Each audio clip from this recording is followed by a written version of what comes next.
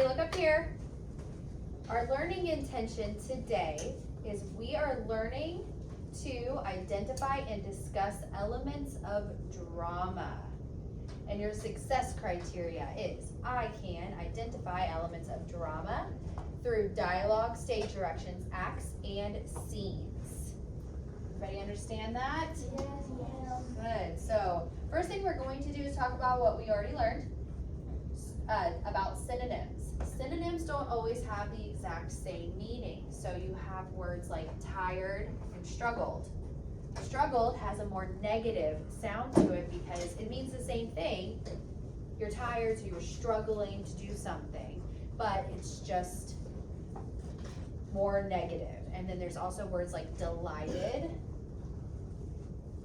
and pleasant.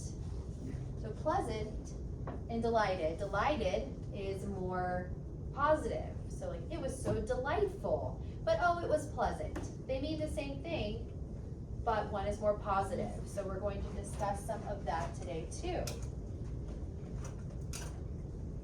Okay, let me pull up our anchor chart today. Elements of drama. A drama or play is a story performed by actors on a stage. Has anybody ever seen a play?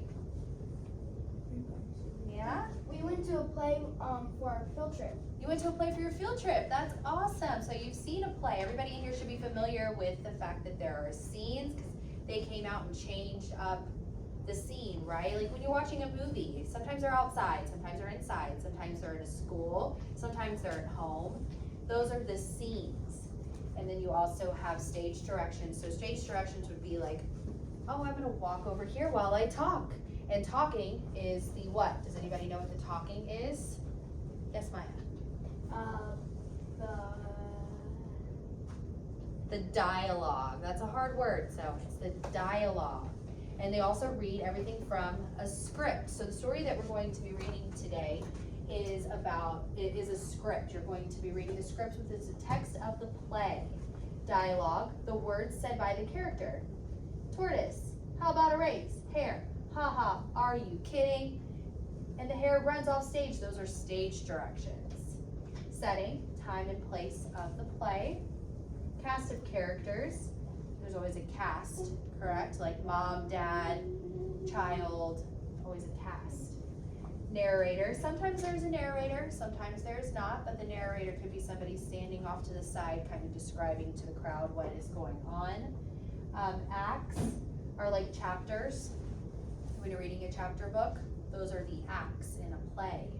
And then the scene is the action that takes place in that setting. So the scene is the setting, what is happening in that setting. Does everybody understand or have any questions? Okay.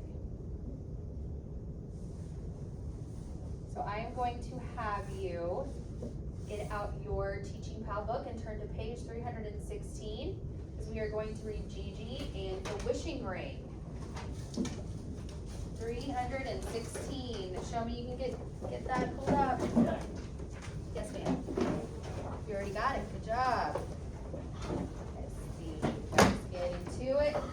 Good job, Sadie, Elizabeth, Pride. Good job. Maya, are you on page 316? Yes. E-Klaus, page 316. Class. Am I saying that? E-Klaus, I'm sorry. Class. E-Klaus.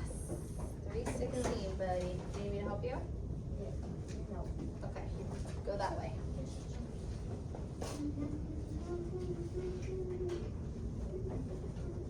Okay, so the focus, it is a drama or a play.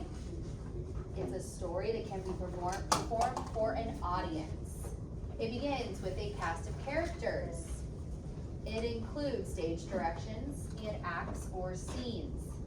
Plays are made up of lines or dialogue with informal language to make a conversation seem real. So even if it is scripted, they act it out so it seems like it's really happening. Sometimes you watch movies and you get so into it, it seems like it's real, right? Like Harry Potter. When you're watching Harry Potter, it feels like that is a real story. But those are just actors reading from a script. And sometimes they include a theme or a lesson. In this case, I believe it has a lesson. So I want you guys to think about the title or the genre, play or drama. It is based on a classic Italian tale. What do you know about classic tales? What would you like to learn? And write your response below, and that should be in on the first page, on 316. Get your pencil out. I'll give you guys a couple minutes. What do you know about classic tales? Or what is something that you would like to learn based on the title, Gigi and the Wishing Ring? I'll give you guys a couple minutes and then you can, yes, Sammy, come start with your pencil. Quickly though, okay? Yes.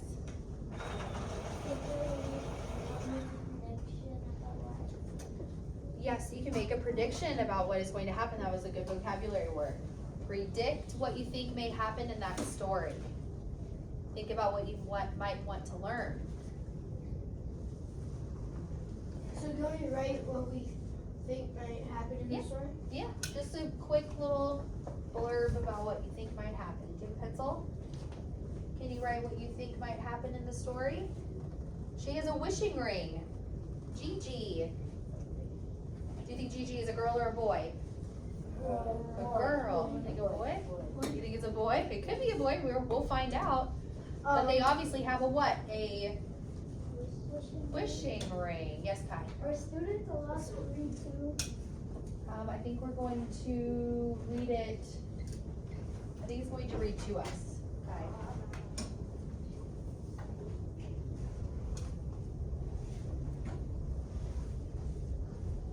Raise your hand when you are done writing what you think may happen in the story. London, what do you think may happen?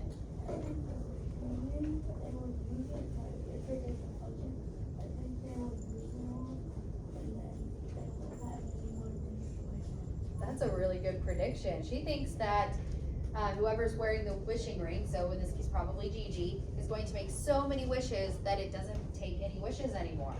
That's a good prediction. What do you think is going to happen, Kai? You're still right. Okay. Sit down, please. Thank you. Anybody else done writing and want to tell me what they think before we move on?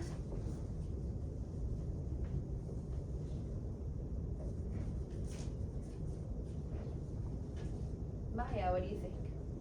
I think he's gonna wish on the wishing ring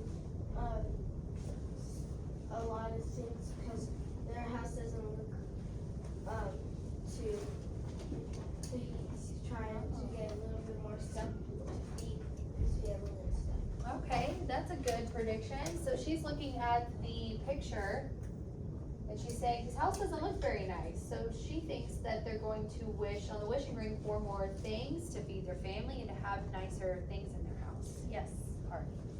I think what will happen is that Gigi will want to go see the family in the woods and try to bring back a bunch of things.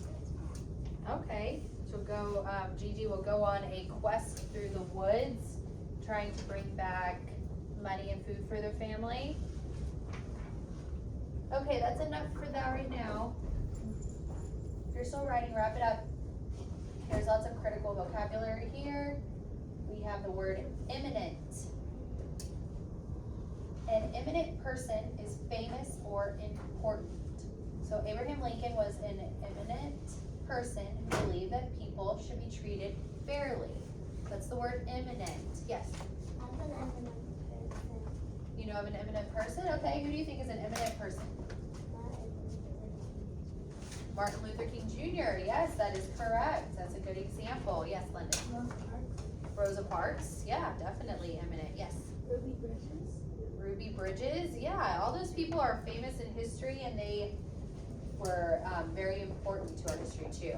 Let's move on. Peasant. A peasant is someone who is very poor and may work as a farmer. So this comes back to Maya's idea of what happens in the story where the house is kind of shabby.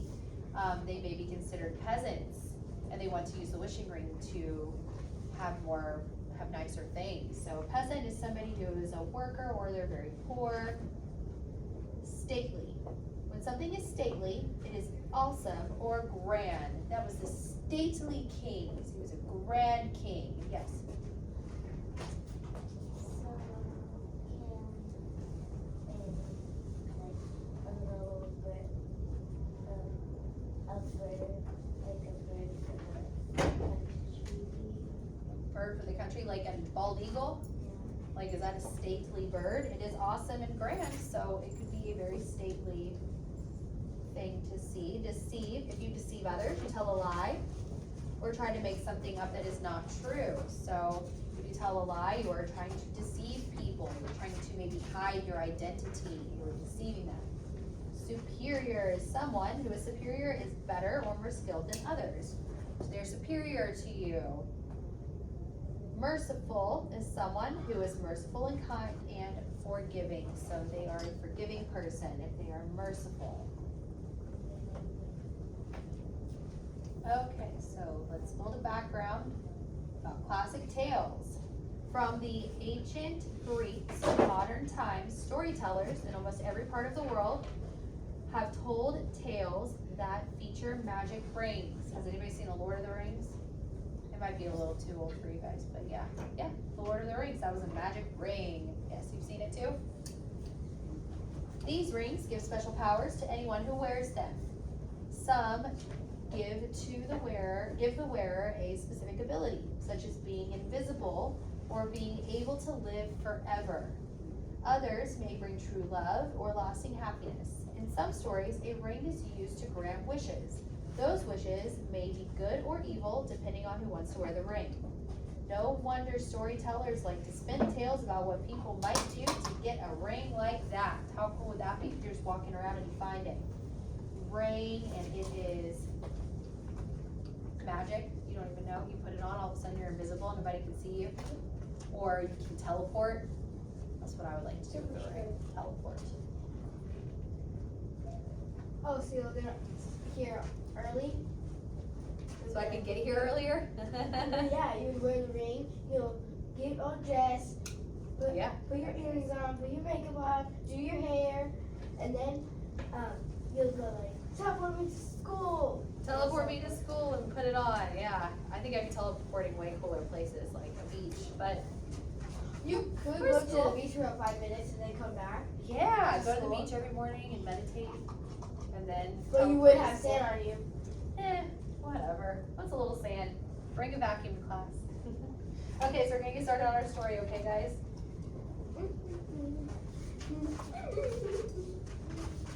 Act 1, Scene 1.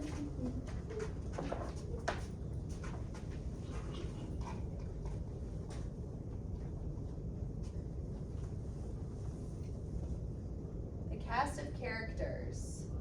Here we go. Try to find that button. Characters. Narrator. Gigi's mother. Gigi. Old woman. Cat. Dog. Waiter. 3 servants. Maliarda. Mouse. Setting. A small house in a forest. A forest backdrop and a house backdrop with a curtain for a door. Props. A heavy sack, a gold ring, 4 stools, a small table, and a fine cloak. Costumes. Human characters wear medieval-style clothes. Animal characters wear animal masks and fur coverings. Act 1. Okay, so the words that we talked about, elements of a play, cast of characters, setting, props, and costume. What was the setting? Raise your hand. Some of you I haven't heard from. What was the setting? Kai. Whoops. What was the setting? His house?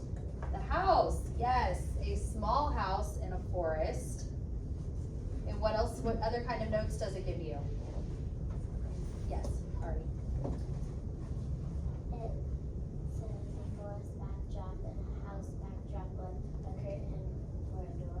Yes, so a forest backdrop and a house. Then there's a curtain for a door so they can go through the curtain to come in and out. Yes. Does it force me like it's forced to do it? No, forest is like, we live in the desert, so that's a good question. It's a bunch of trees everywhere. So you go into the forest and there are trees and vegetation and animals and all kinds of things, yes. like there's a rainforest. Kind of like a rainforest, but I think this is just a regular forest. And then a cast of characters, we've got the narrator, Gigi's mother, Gigi. There's an old woman, a cat, a dog. So those two characters and a mouse, they are all going to dress in costumes. They're going to wear animal masks and fur coverings. So the animals are being played by people in the play. I wonder if they're going to talk. Then you also have the old woman, waiter, 3 servants, and a Maliarda.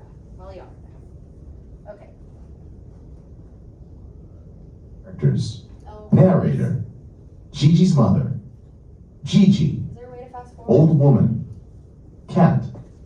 Dog. Sorry guys. I don't know how Waiter. to fast forward on that. 3 servants. Maliarda. Mouse. Setting. Away from it. A small house in a forest. A forest backdrop and a house backdrop with a curtain for a door. Props. Okay, so A heavy sack, a gold ring, 4 stools, a small table, and a fine cloak. Costumes. Human characters wear medieval-style clothes. Animal characters wear animal masks and fur coverings. Act 1, Scene 1. Forest backdrop, stool at down right of stage. Lights up full. Narrator enters from left and sits on the stool. Narrator. Once upon a time in Italy, there was a boy named Gigi. Gigi enters from left and walks to center stage. Narrator. Gigi lived in a little house with his mother. One day, though, Gigi decided to go and see the world, off stage. Gigi's mother. Gigi, where are you going? Gigi's mother enters from Hold on left. your books, guys. Gigi's mother. Gigi, why are you leaving me? Gigi. Mama, I want to see the world and seek adventure and fortune and stuff. Gigi's mother. Gigi, my heart is breaking. Gigi. Don't worry, Mama. It's not like I'm going to get stuck on top of a mountain. That would just be silly. Before you know it, I'll be back with fine clothes and a bag of gold, and we can live happily ever after. Gigi's mother. Oh, Gigi, gold and fine clothes won't make you happy if you don't have a good heart. Do you remember what I told you? Gigi. Don't run with scissors? Gigi's mother. No, silly boy. I said that you only get from people what you give to people. Gigi.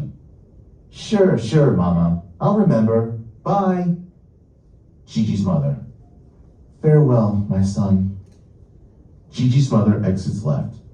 Gigi marches clockwise around the stage, ending back at center stage. Lights down. Okay, so who decided that Gigi was going to go on a quest of some sort? Ari said that. You said that sort of, that he was going to want gold and things like that, Maya. So yeah, you guys were right. He looks like he is going on some sort of quest to find things to make his mother happy and himself happy, because they are, what was one of the vocabulary words for a farmer or a poor person? Does anybody remember? Yes. Peasants. You are right. Good job.